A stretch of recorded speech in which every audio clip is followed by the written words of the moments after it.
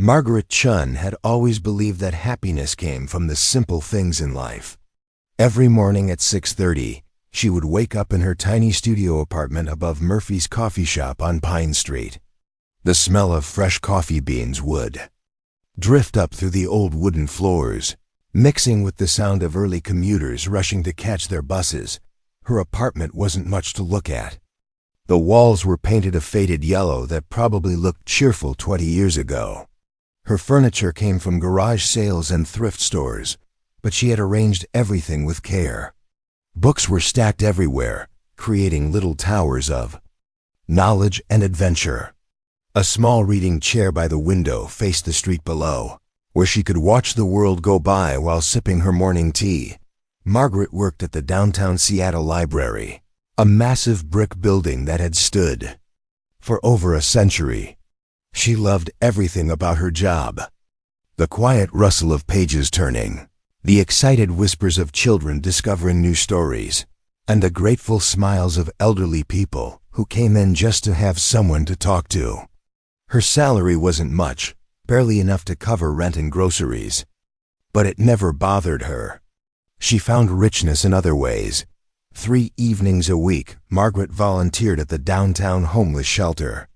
She would arrive with a warm smile and sometimes a bag of day-old pastries that Mrs. Murphy from the coffee shop would save for her. The people at the shelter knew her well. There was old Pete, who used to be a construction worker before his back gave out. He would always ask about the new books at the library. Then there was Linda, a young mother with 2 kids who had fallen on hard times. Margaret would bring children's books for Linda's little ones and sit with them, reading stories that transported them to magical worlds far from their current struggles. Margaret never judged anyone. She understood that life could change in an instant, that circumstances didn't define a person's worth. This understanding came from her own childhood. Her parents had immigrated from Taiwan with nothing but hope and determination. She remembered her father working 2 jobs, her mother cleaning houses during the day and taking in sewing at night. They never complained, never spoke of what they lacked. Instead, they taught Margaret that dignity came from how you treated others, not from what you owned. Her car was a 15-year-old Honda Civic with over 200,000 miles on it. The paint was faded, and there was a small dent on the passenger side door from when someone backed into it at the grocery store. But it started every morning, got her where she needed to go, and that was enough. Margaret would often give rides to coworkers who missed the bus or offer to drive elderly library patrons home when the weather was bad. At 32, Margaret had never been married. She had dated a few men over the years, but they always seemed to want her to change. They would suggest she buy nicer clothes, move to a better apartment, or find a job that paid more. She couldn't understand why they couldn't see that she was already happy with her life. She wasn't looking for someone to rescue her or change her circumstances. She was looking for someone who would appreciate the life she had built for herself. Margaret's wardrobe consisted mainly of cardigans, simple blouses, and comfortable shoes. She shopped at thrift stores not because she had to, but because she enjoyed the treasure hunt of finding beautiful things that others had discarded. She would spend Saturday mornings browsing through racks of clothes, looking for pieces that spoke to her. Her friends at work would sometimes tease her about her vintage style, but Margaret never minded. She knew that expensive clothes didn't make a person more valuable. The library where Margaret worked was more than just her workplace, it was her sanctuary. She knew every section, every hidden corner where teenagers would come to study for exams, or where lonely people would sit pretending to read while really just seeking human company. Margaret made it her mission to help everyone who walked through those doors. She would recommend books to confused students, help elderly patrons navigate the computers, and organize story time for children whose parents needed a quiet hour to handle errands. Her coworkers respected her dedication, though some didn't understand her contentment with such a simple life. During lunch breaks, while others talked about their weekend shopping trips or expensive restaurants they wanted to try, Margaret would share stories about the new volunteer program she was helping to start or the book club she organized for. Homeless shelter residents thought Margaret had a gift for seeing the best in people. When teenagers would come in loud and disruptive, instead of shushing them or calling security, she would approach them with genuine interest. She would ask about their day, recommend books she thought they might enjoy, or simply listen when they needed someone to talk to. Many of these young people started coming to the library regularly, not just for the books, but for the warmth and acceptance they found there. Her kindness extended beyond the library walls. Margaret knew all the shop owners on her street. She would check on Mr. Kim when his grocery store seemed quiet, bring soup to Mrs. Rodriguez when her daughter was sick, and always had time to listen when people needed to share their troubles. In a world that often felt rushed and impersonal, Margaret created small pockets of genuine human connection wherever she went. Despite her modest income, Margaret managed to save a little money each month. Not for expensive vacations or designer handbags, but so she could help others when they needed it most. She had quietly paid for Linda's children to attend summer camp, helped Pete get the glasses he needed, and contributed to countless small emergencies that arose among the people she cared about. Margaret's evening routine was simple but fulfilling. After work, she would stop by the shelter if it was one of her volunteer days, then return home to her little apartment. She would prepare a simple dinner, often something she could share with Mrs. Murphy downstairs, who lived alone since her husband passed away. Then she would curl up in her reading chair with a book and a cup of tea, watching the city lights twinkle as darkness fell over Seattle. On weekends, Margaret would explore the city on foot or by bus. She loved visiting the farmers market, where vendors knew her by name and would save the best produce for her. She would walk through parks, feeding ducks and reading on benches. Sometimes she would visit museums during their free admission hours, standing in front of paintings and wondering about the artists who created them. Margaret's life might have seemed ordinary to some, but she had created something beautiful in its simplicity. She had built a community around herself, a network of people who cared for each other. She proved every day that wealth wasn't measured in dollars, but in the impact you had on others, the kindness you spread, and the peace you found in your own heart.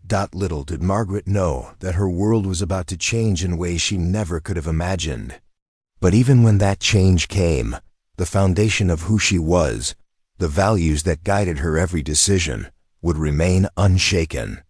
She was about to discover that sometimes the most extraordinary stories begin with the most ordinary people. Jessica Williams had always been different from Margaret, even when they worked together at the library 5 years ago. While Margaret found joy in helping patrons and organizing community programs, Jessica constantly complained about the low pay and looked down on the people who came in seeking help. She would roll her eyes when homeless individuals asked to use the restrooms or make snide comments about families who couldn't afford to buy books for their children. Margaret never understood Jessica's bitterness, but she tried to be a good friend anyway. When Jessica finally quit the library to work as a real estate assistant, Margaret was genuinely happy for her. She thought maybe Jessica would find more satisfaction in a job that seemed to match her ambitions better. They stayed in touch through occasional coffee dates, though Margaret noticed that Jessica seemed more interested in talking about herself than listening to others. Over the past 2 years, Jessica had been dating Richard Blackwell, whose family owned several luxury hotels and commercial properties around Seattle. Richard was everything Jessica thought she wanted in a man. He drove expensive cars, wore designer suits, and moved in circles that Jessica desperately wanted to join. She would constantly post photos on social media showing off fancy restaurant meals, designer handbags, and exclusive events that Richard would take her to. The Blackwell family had old money and the attitude that came with it. Richard's mother, Patricia Blackwell, was the kind of woman who measured people's worth by their zip code and the brand of shoes they wore. She had never approved of Jessica completely, considering her background too ordinary, but Jessica had worked hard to transform herself into someone the Blackwells might accept. Jessica started dressing differently, spending money she didn't really have on expensive clothes and getting treatments at high-end salons. She changed the way she spoke, adopting what she thought sounded like a more sophisticated accent. She even stopped mentioning her past job at the library, instead telling people she had always worked in real estate. The transformation was so complete that sometimes Margaret barely recognized her old colleague. When Richard finally proposed to Jessica at a fancy restaurant overlooking Elliott Bay, Jessica felt like she had won the lottery. This was her ticket into a world she had always envied from the outside. The wedding planning became Jessica's full-time obsession. She spent hours researching the most exclusive venues, the most expensive photographers, and the most impressive caterers. Everything had to be perfect because this wedding wasn't just about marrying Richard. It was about proving to everyone that she belonged in high society. Margaret had heard about the engagement through their mutual friend from the library, but she hadn't expected to be invited to the wedding. She and Jessica rarely spoke anymore, and when they did, Jessica seemed distracted and uninterested in Margaret's simple life. So when the elegant cream-colored invitation arrived at Margaret's apartment, she was genuinely surprised and touched. Invitation was printed on thick, expensive paper with gold lettering. It announced the marriage of Jessica Williams to Richard Blackwell at the Grand Olympic Hotel, one of Seattle's most prestigious venues. The reception was to be held in the hotel's Crystal Ballroom, with dinner and dancing following the ceremony. Margaret had never been to such a fancy event, but she was excited to celebrate her old friend's happiness. Margaret spent weeks preparing for the wedding. She didn't have much money to spend on a new outfit, but she found a beautiful navy blue dress at her favorite thrift store. It was simple but elegant, and she paired it with her grandmother's pearl necklace and the nicest shoes she owned. She even made an appointment at a small salon to have her hair done professionally for the first time in years. She was genuinely excited to see Jessica on her special day and to meet Richard, whom she had heard so much about but never actually met. Margaret also looked forward to seeing some of their old co-workers from the library who might also be invited. She imagined catching up with everyone and sharing stories about how their lives had changed since working together. Margaret carefully wrote her response card and mailed it back promptly, indicating that she would attend both the ceremony and reception. She also spent time choosing a wedding gift, settling on a beautiful set of vintage crystal glasses she found at an antique shop. She had them wrapped professionally and wrote a heartfelt card wishing Jessica and Richard a lifetime of happiness together. What Margaret didn't know was that her name on the guest list had caused quite a stir in the Blackwell household. Patricia Blackwell reviewed every aspect of her son's wedding with the intensity of a military general planning a campaign. When she saw Margaret's name and looked up her background, she was horrified to discover that Jessica had invited a librarian who lived above a coffee shop. Patricia immediately called Jessica in a panic. "Who is this Margaret Chin person on your guest list?" she demanded. "I looked her up, and she works at a public library. She lives in some tiny apartment downtown. Jessica, we're going to have the governor at this wedding, senators, judges, and the most important business leaders in the city. We cannot have some shabby librarian embarrassing us in front of these people." Jessica felt her stomach drop.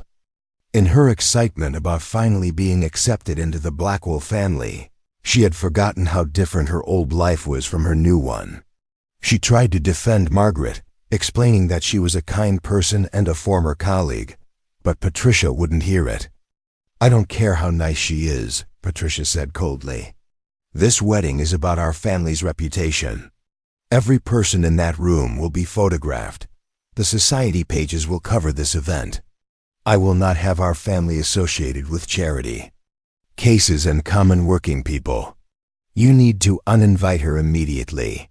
Richard, who had been listening to his mother's complaints, agreed without hesitation. He had never met Margaret and had no interest in defending someone he didn't know, especially if it meant upsetting his mother. "Just tell her there were too many people invited and you had to make cuts," he suggested. "She understand." Jessica spent 2 days agonizing over what to do. Part of her knew that what the Blackwells were asking was wrong. Margaret had always been kind to her, had never judged her for her ambitions, and had genuinely celebrated Jessica's successes. But Jessica had worked so hard to build her new life, and she was terrified of losing it all over one wedding invitation. Finally, Jessica made the call that would change everything. Her hands were shaking as she dialed Margaret's number, and her voice was artificially bright when Margaret answered. "Hi Margaret, it's Jessica. I hope you're doing well." Margaret was delighted to hear from her. "Jessica, I'm so excited about your wedding. I found the most beautiful gift for you and Richard." Jessica's heart sank, but she forced herself to continue with the script she had rehearsed. "Actually, that's why I'm calling. I'm so embarrassed about this, but we've run into a problem with the guest list. Richard's family has so many relatives, and there are business obligations. You know how it is with these big families." Margaret could sense something was wrong in Jessica's tone, but she tried to be understanding. "Of course I know planning. A wedding must be incredibly stressful.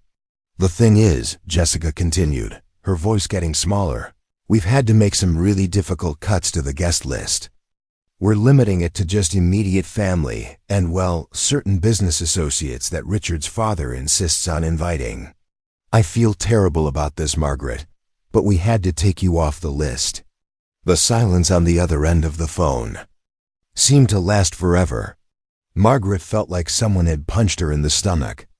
She had been so looking forward to the wedding, had spent money she didn't really have on her outfit and gift, and most importantly, had genuinely wanted to celebrate with someone she considered a friend. "Oh," Margaret finally managed to say, her voice barely above a whisper, "I understand. These things happen." Jessica rushed to fill the awkward silence. "Maybe we can get together for lunch soon, just the two of us. After the honeymoon, of course. We'll have so much to catch up on." "Of course," Margaret replied, though they both knew that lunch would probably never happen. "I hope you have a wonderful wedding, Jessica. You deserve to be happy." After hanging up the phone, Margaret sat in her little apartment feeling confused and hurt. She tried to make sense of what had just happened. Had she misunderstood their friendship? Had she been presumptuous to think she belonged at such an important event? She wrapped the crystal glasses she had bought and put them away in her closet, unsure what to do with them now. That weekend, while Jessica was celebrating her dream wedding surrounded by Seattle's elite, Margaret spent Saturday volunteering. Extra hours at the homeless shelter and Sunday reading to children at the library. She tried to push down the hurt feelings and focus on the people who truly appreciated her presence in their lives. But late at night, she couldn't help wondering if Jessica had ever really considered her a friend at all, or if she had just been someone to pass the time with until something better came along. David had been coming to the library for 3 years now, and Margaret still looked forward to seeing him every Tuesday and Thursday evening. He would arrive around 6:30, always carrying a worn leather briefcase and looking slightly tired from his day. Margaret never asked too many questions about his work, understanding that some people came to the library seeking peace and quiet after dealing with stressful jobs. What she loved most about David was how genuine he seemed. Unlike other men she had dated, he never tried to impress her with expensive gifts or fancy restaurants. Their first real date had been a walk through Pike Place Market, sharing a bag of mini donuts and watching the fish throwers entertain tourists. David had laughed at her jokes, listened when she talked about her volunteer work, and seemed genuinely interested in her thoughts about the books they both enjoyed reading. Their relationship had grown slowly and naturally. David would sometimes bring her coffee from the shop downstairs, and they would sit in the library's reading area talking about everything and nothing. He appreciated her kindness toward the library patrons and never seemed embarrassed.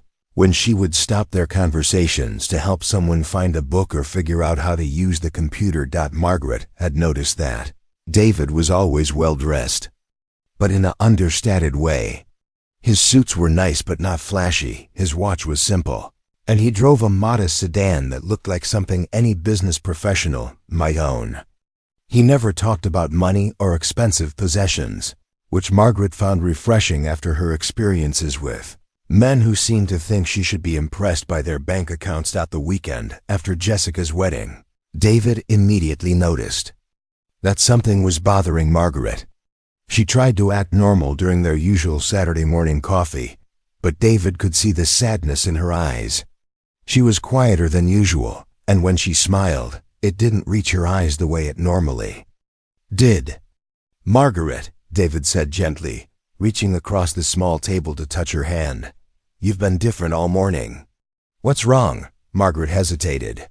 She didn't want to burden David with her problems, and she felt embarrassed about the whole situation with Jessica's wedding.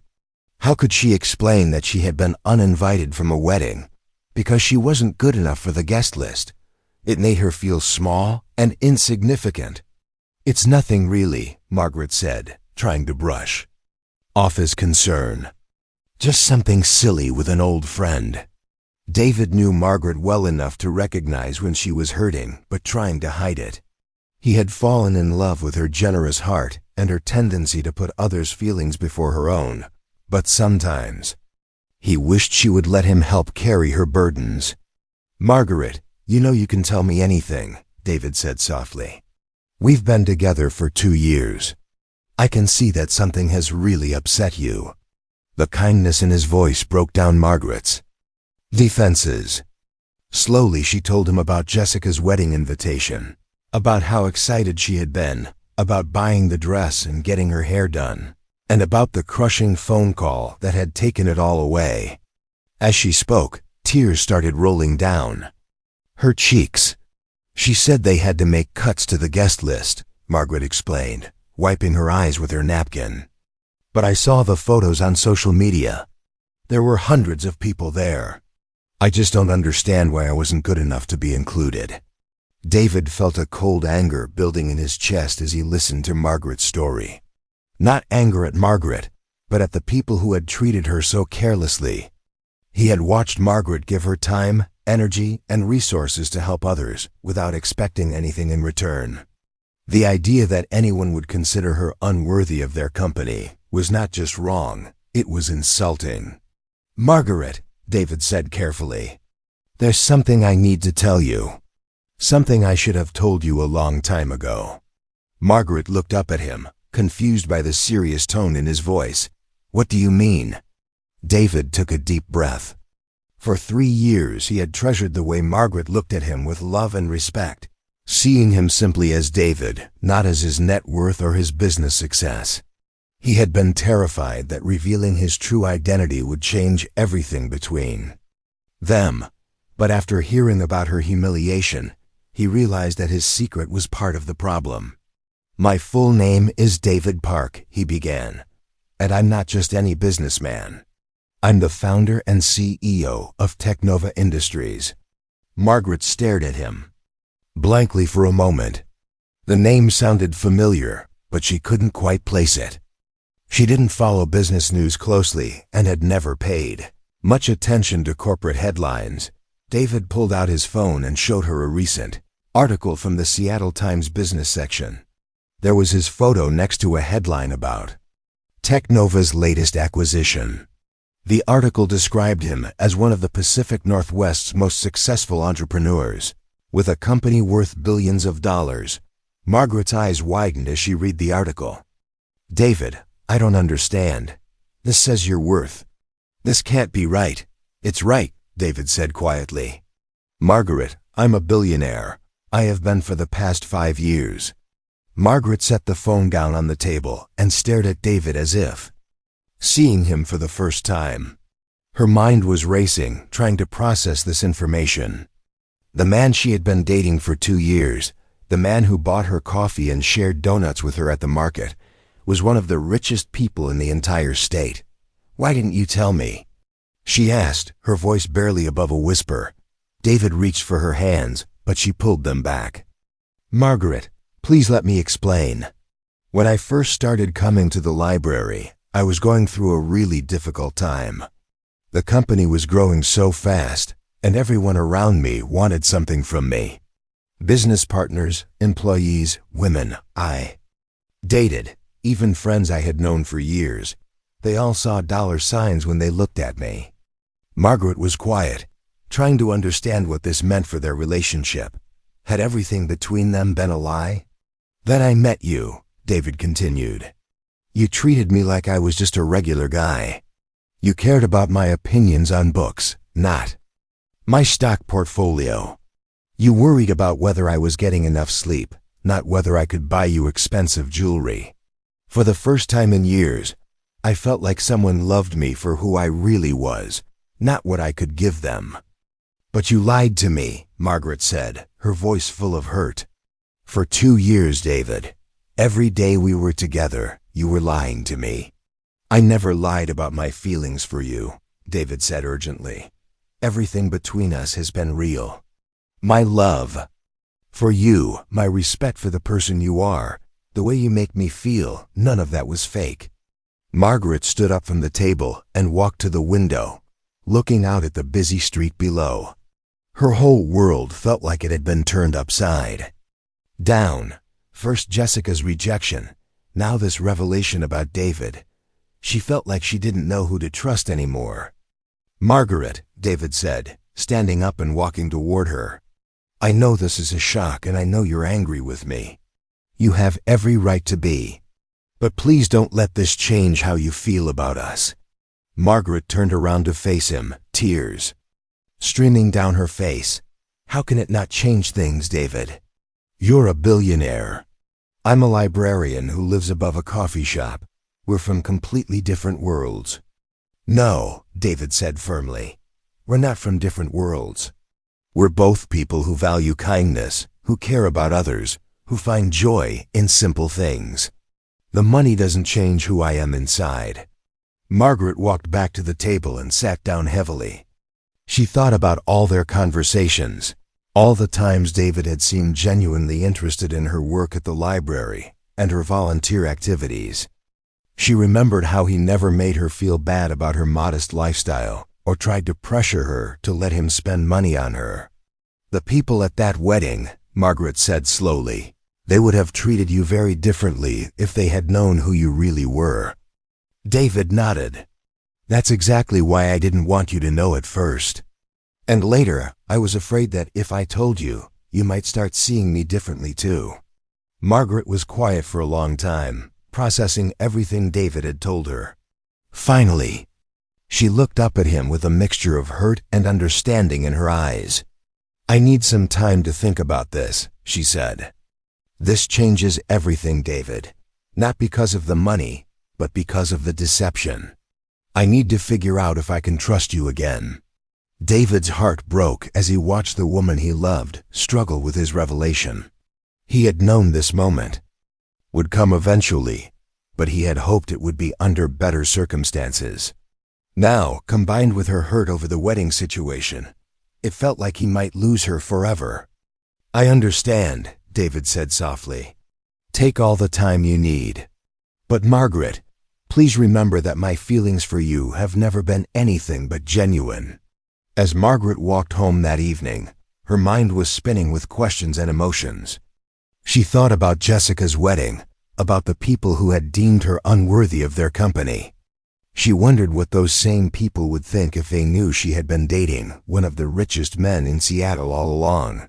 But more than anything, she wondered if the man she had fallen in love with was really who she thought he was, or if David Park the billionaire was someone entirely different from the David she had shared quiet evenings with at the library. Margaret spent 3 days thinking about everything David had told her.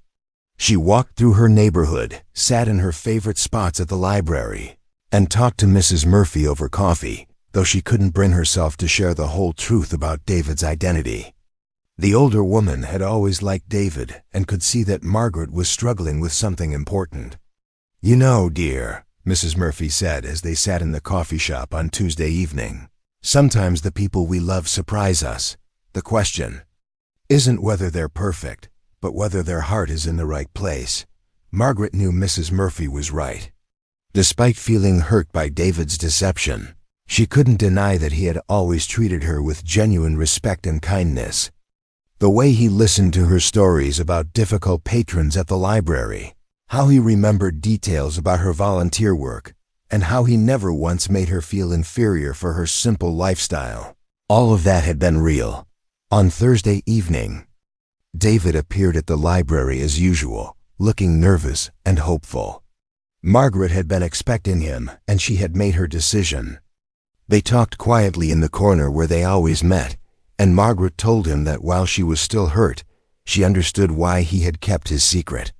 More importantly, she realized that the David she had fallen in love with was the same person. With or without the money. "I love you, David," she said simply. Not David Park, the billionaire, just David, the man who brings me coffee and listens to my stories and makes me laugh. That's who you really are to me. David felt overwhelming relief wash over him. He had been terrified that he had lost the most important thing in his life. "I love you too, Margaret. More than you could ever know." But as they reconciled, David couldn't stop thinking about the people who had treated Margaret so poorly. That night, he made some phone calls to people who worked for him, asking them to quietly look into the Blackwell family's business dealings. What he discovered made his blood boil. The Blackwell family wasn't nearly as wealthy as they pretended to be. Their hotel business was struggling badly, and they owed money to several creditors. Richard's father had made some poor investment decisions over the past few years, and the family was desperately trying to maintain their wealthy appearance while secretly facing financial ruin. More interesting was what David's team discovered about their debts. 6 months earlier, David's company had purchased a collection of commercial real estate loans from a struggling bank. Among those loans was a $50 million debt owed by Blackwell Properties. David now essentially owned the Blackwell family's financial future, though they had no idea. David also asked his team to look into Jessica's social media posts from the wedding. What they found disgusted him. Jessica had posted dozens of photos, with captions that made it clear she looked down on people she considered beneath her social status. One post showed her laughing with Patricia Blackwell with the caption, "Finally surrounded by people who understand quality over quantity." Another showed the elegant ballroom with the comment, "So grateful we kept this exclusive, only the finest people in attendance." But David wasn't just angry, he was strategic. He knew that simply revealing his wealth wouldn't teach these people anything meaningful. They needed to understand that a person's worth had nothing to do with their bank account. And he had the perfect plan to make that lesson unforgettable. The next week, Technova Industries made a major announcement that sent shockwaves through Seattle's business community. The company was launching a $200 million urban development project that would revitalize several downtown neighborhoods. The project would include affordable housing, community centers, and small business development, creating thousands of jobs and transforming entire areas of the city. The announcement specifically mentioned that Technova was looking for local partners who shared their commitment to community values and social responsibility. Several established real estate companies were mentioned as potential partners, but the announcement made it clear that final decisions would be based on more than just business qualifications. Richard Blackwell's father nearly fell out of his chair when he read the news. This project could save their entire business. If they could become Technova's primary real estate partner, it would solve all their financial problems and restore their family's position in Seattle society. Within hours, Richard's father was making phone calls, trying to arrange a meeting with Technova Industries. He had never dealt with the company directly before, but he knew this was their chance to escape the financial disaster they were facing. He called in every favor he could think of, finally managing to arrange a dinner meeting with David Park. himself. Patricia Blackwell was beside herself with excitement. A meeting with one of Seattle's most successful businessmen could change everything for their family. She immediately started planning what to wear and began researching David Park online. Though she found surprisingly little personal information about him, Jessica was equally thrilled when Richard told her about the meeting. She had been worried about her new husband's family finances, though she tried not to think about it too much. This business deal could secure her position in high society permanently. She started planning how she would redecorate their house once the money started flowing again. The dinner was scheduled for the following Friday at the Metropolitan Grill, one of Seattle's most exclusive restaurants. David had specifically requested that he be allowed to bring his wife to the dinner, explaining that she was very interested in the community development aspects of the project. The Blackwells were happy to agree, thinking that impressing David's wife could only help their chances. Patricia spent the entire week preparing for the dinner. She had her hair done professionally, bought a new designer dress, and researched conversation topics that might impress a billionaire's wife. She imagined that David Park's wife would be someone from Seattle's social elite, probably someone she already knew from charity events and country club gatherings. Richard was nervous but confident. His father had coached him on all the talking points about their family's real estate experience and their connections throughout the city. They had prepared a presentation showing their past projects and their vision for how they could contribute to Technova's development plans. Jessica chose her outfit carefully, selecting a dress that cost more than Margaret made in a month.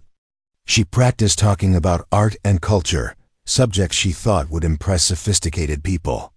She had completely pushed thoughts of Margaret out of her mind, focusing instead on this opportunity to cement her place among Seattle's elite families. On Friday evening, the Blackwell family arrived at the Metropolitan Grill 15 minutes early, wanting to make a good impression. They were seated at a prime table with a view of Elliott Bay, and Patricia made sure to greet several other wealthy diners she recognized, wanting everyone to see that the Blackwells were dining with important business partners. At exactly 7 o'clock, David walked into the restaurant. The Blackwells recognized him immediately from the photos they had studied online. He was impeccably dressed in a dark suit and looked every inch the successful businessman they had expected. But as he approached their table, they noticed he wasn't alone. Walking beside David, her arm linked through his, was a woman in a simple but elegant navy blue dress. She had her hair styled nicely and was wearing what looked like vintage pearl jewelry. She smiled warmly as they approached the table, and there was something familiar about her face. Jessica felt her stomach drop as recognition hit her like a physical blow. Patricia Blackwell's face went completely white. Richard looked confused, not understanding why his mother and wife suddenly looked like they had seen a ghost.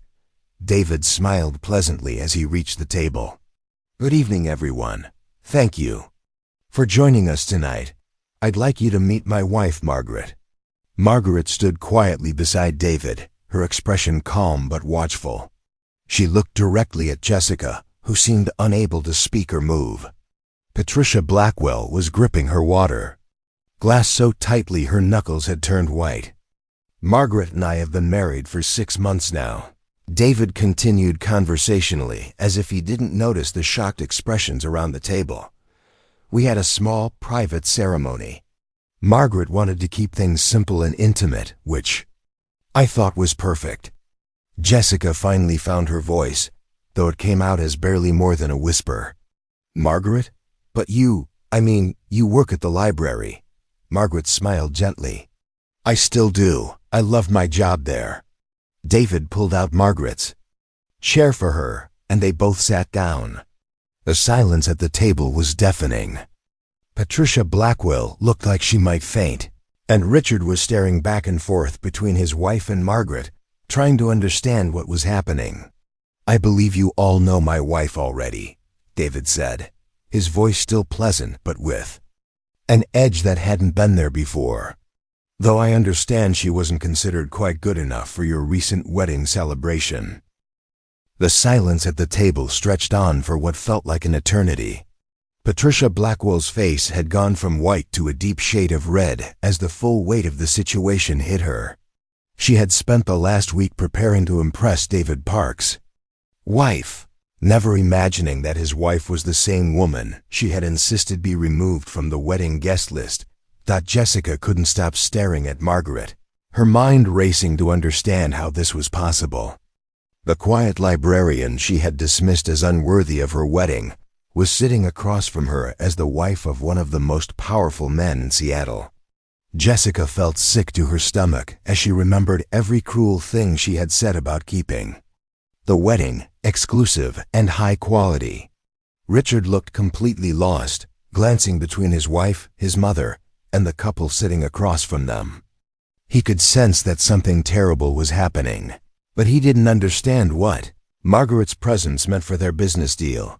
David let the uncomfortable silence continue for a few more moments before speaking again. His voice remained calm and professional, but there was steel underneath his words.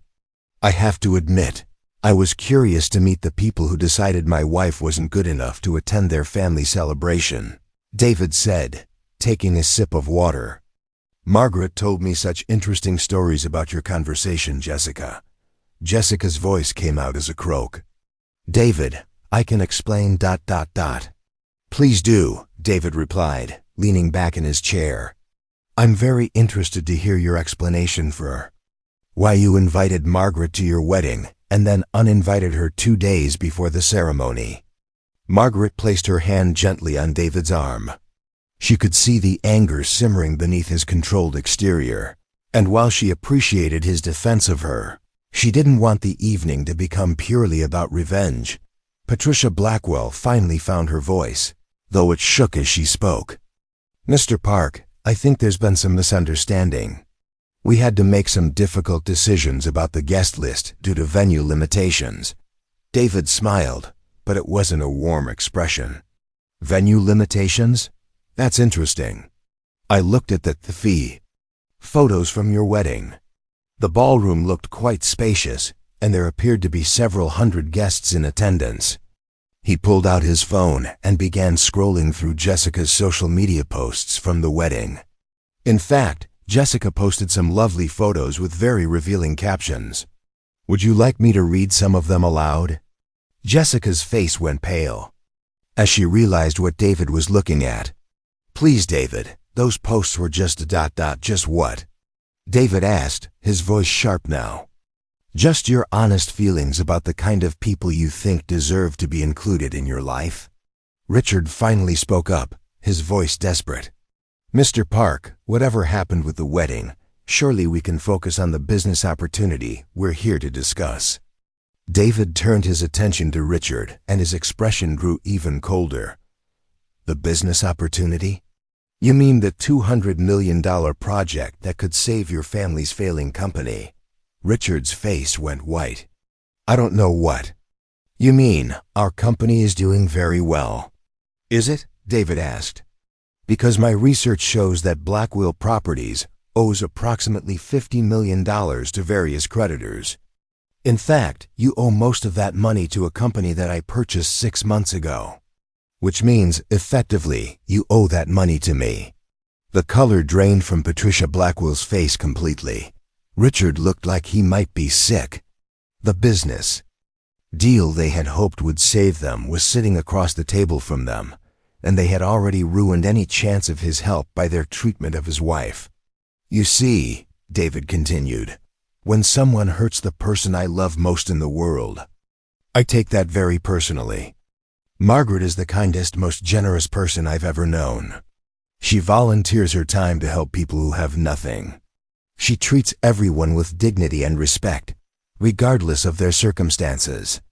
And you decided she wasn't worthy of your company because she doesn't drive an expensive car or live in the right neighborhood." Margaret squeezed David's hand, sensing that he was about to say something that might go too far. "David," she said softly, "I think they understand now." But David wasn't finished. Margaret spends her weekends reading to homeless children and helping elderly people at the library learn to use computers. Last month, she used her savings to help a family pay for their daughter's medical treatment. She has done more good in this world than all of you combined. And you thought she would embarrass you? Jessica finally broke down, tears streaming down her face. Margaret, I'm so sorry. I was stupid and shallow, and I hurt you for no reason. I was so caught up in trying to fit in with Richard's family that I forgot who I really was. Margaret looked at Jessica with sadness rather than anger. The Jessica I used to know wouldn't have cared about impressing people like that. She would have defended her friend. I know, Jessica sobbed. I lost myself somewhere along the way. I became someone I don't even recognize. Patricia Blackwell sat in stunned silence, realizing that her snobbery had potentially destroyed her family's financial future. She thought about all the time she had judged people based on their appearance or income, never considering that true worth came from character rather than bank accounts. David reached into his briefcase and pulled out a folder.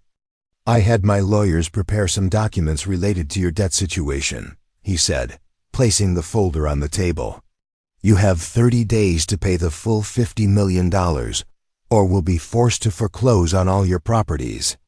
Richard's hands shook as he reached for the folder. David, please. We can work something out. Our family has been in business in Seattle for 3 generations. Your family's business practices don't impress me, David replied coldly. But there is one thing that might change my mind about this situation. Everyone at the table looked at him with desperate hope. Margaret, David said, turning to his wife, what do you think these people should do to make amends for how they treated you? Margaret was quiet for a long moment, thinking carefully about her response. She could ask David to ruin the Blackwell family financially, and she knew he would do it without hesitation. But that kind of revenge wouldn't really solve anything, or make the world a better place. I think, Margaret said slowly, that people can change if they really want to. But change has to come from genuinely understanding why their actions were wrong, not just because they're facing consequences. David nodded, respecting his wife's wisdom as always. Here's what's going to happen, he announced. I'm giving you 6 months to prove that you've learned something from this experience. The Blackwell family will donate $1 million to the downtown homeless shelter where Margaret volunteers. Jessica will personally volunteer there for 6 hours every week for the next year. Jessica nodded eagerly through her tears. Yes, of course, anything. Additionally, David continued, your family will host a public charity event to raise money for the library's literacy programs. You'll invite the media and publicly acknowledge the important work that librarians and social workers do in our community. Patricia Blackwell swallowed her pride and nodded. We'll do whatever you ask. If you complete these requirements and demonstrate genuine change in how you treat people, I'll restructure your debt with reasonable payment terms that will allow your business to survive. If you don't, or if I hear about you treating anyone else the way you treated Margaret, the full amount becomes due immediately. David stood up and helped Margaret with her chair. This dinner is over. You have your instructions. As they walked toward the restaurant exit, Margaret turned back to look at Jessica one more time. Despite everything that had happened, she felt sorry for her former friend. Jessica had lost herself trying to become someone she thought was better, and it had nearly cost her everything. 6 months later, Margaret was reading to a group of children at the library when Jessica approached hesitantly. Jessica had been volunteering at the shelter faithfully, and the experience had changed her in ways she never expected. Working with people who had lost everything had taught her what really mattered in life. Margaret, Jessica said quietly, I know I don't deserve your forgiveness, but I wanted you to know that volunteering at the shelter has been the most meaningful thing I've ever done. You were right about me losing myself. I'm trying to find my way back to who I used to be. Margaret smiled, seeing genuine remorse and growth in Jessica's eyes. Everyone deserves a second chance to be better, Jessica. I'm proud of you for taking this seriously. The Blackwell family had indeed followed through on all of David's requirements. Their charity event had raised over $500,000 for the library's programs, and Patricia Blackwell had given a speech acknowledging the vital role that community workers played in making Seattle a better place for everyone. More importantly, the experience had taught them all a valuable lesson about judging people based on appearances rather than character. Richard had started volunteering with his wife at the shelter, and they had both discovered that helping others brought them more satisfaction than any expensive dinner or exclusive party ever had. David and Margaret continued their simple life together, though now Margaret knew the full truth about her husband's wealth. David had established a foundation that provided support for community programs throughout Seattle, but he insisted that Margaret continue